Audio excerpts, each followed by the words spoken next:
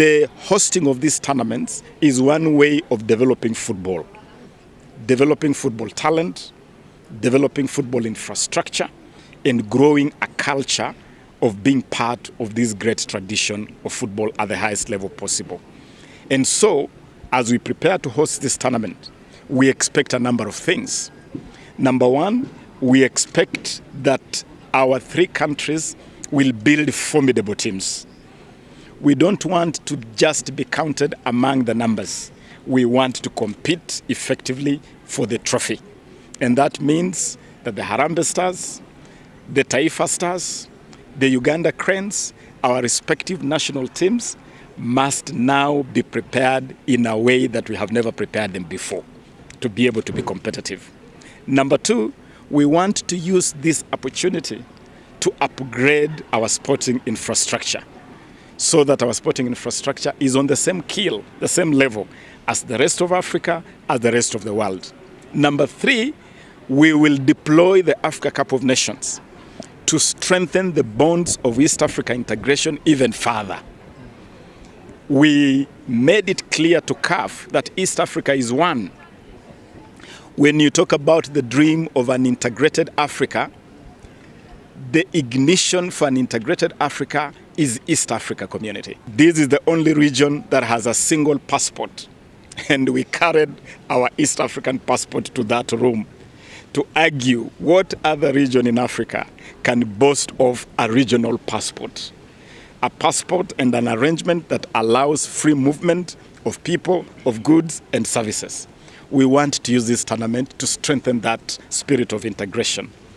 And so, while this tournament is going on, or as we prepare for this tournament, we want to improve mobility across our borders so that you can easily move from Dar es Salaam to Nairobi, from Nairobi to Kampala. We want to bring to fruition the dream of the East African tourist visa, so that once you're given one visa, it becomes one shot for the whole of East Africa, so that travelers who come to East Africa can have it very easy to move around. We want to improve air access. Why should it not be possible for you to fly from Kisumu to Entebbe, or easily from Mombasa to Moshi, Arusha? We want to improve that connectivity. We want to improve water transport in Lake Victoria so that people can travel easily between Musoma and Kisumu and Port Bell in Uganda. So this is an incredible opportunity for the bonds of the East African community to become even stronger through this tournament. Winning AFCON is also a trigger for accelerated upgrading of our sporting infrastructure.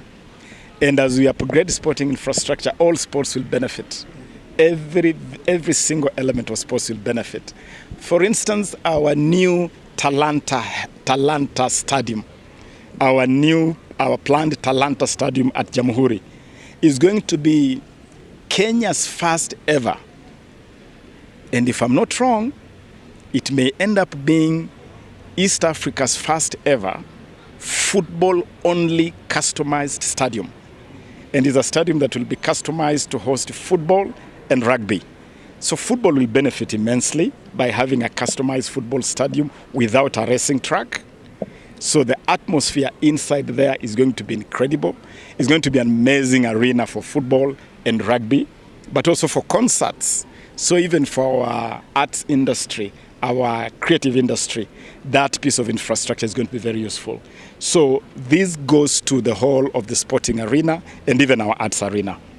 Now, your second question, AFCON 2027 is supposed to bind us together as East Africa, not divide us. I do not see anything that could divide our three countries. We will agree, I can guarantee you. We will agree very easily in terms of how we distribute the groups, which group is going to play where, how we are going to handle the opening ceremony, the closing ceremony, the final game.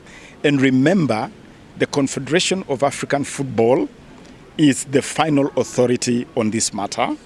We host the tournament, but the tournament belongs to CAF. So CAF will also guide. And as guided by CAF and as guided by our own consultations, I do not expect any difficulty. We will agree. Let me also emphasize that we don't see this as just being something of 3 countries. No. We want to spread the benefits of this tournament to the whole of the East African Community bloc. We have a tripartite. We have worked round the clock as government, working together very closely with our respective federations. And so I also applaud the leadership of the 3 football federations in Kenya, in Uganda, in Tanzania, who have been with us every step of the way. All of you, all of us, hongera. Congratulations for this. We have delivered this bid. And I want to assure Kenyans that we will host this event and we will put on an incredible show. I am aware of previous disappointments that has fed that spirit of skepticism and pessimism. We lost AFCON 96 to South Africa. We lost CHAN 2018. And so Kenyans, to some extent, are justified to doubt, are we going to do it this time? Is it going to be taken away again? I am assuring you, this one is not going anywhere. Haiendi mahali. Tunakufa nayo. We are hosting this tournament. We will host AFCON 2027 and we'll host it successfully. We have a good infrastructure development plan. And just to assure every Kenyan, every East African, that we have a joint monitoring mechanism to watch over preparations in every capital, in every country. We know that Uganda is making good strides. Tanzania is making good strides. Before I left the country for New York 10 days ago, I flagged off the preparations of our stadia.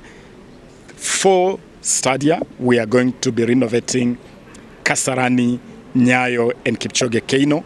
And we are building a spanking new stadium, which is going to be the jewel in the crown of all these facilities, the new Talanta Stadium. So we will be ready, no doubt about this. And we will keep on pushing each other, encouraging each other to make sure that everybody is on board. You have to remember that this was a secret ballot vote, and we were competing against very tough opponents. I am glad that finally we have this. We have 4 years to go. And I said we will do this. I know many people, like the president said, didn't believe. Now the work begins, so thank you to everybody. Thank you to my colleagues that supported us. Thank you to Uganda and Tanzania on football, but most importantly, thank you for the investment and commitment that the government has made. Let's go do the job. Thank you.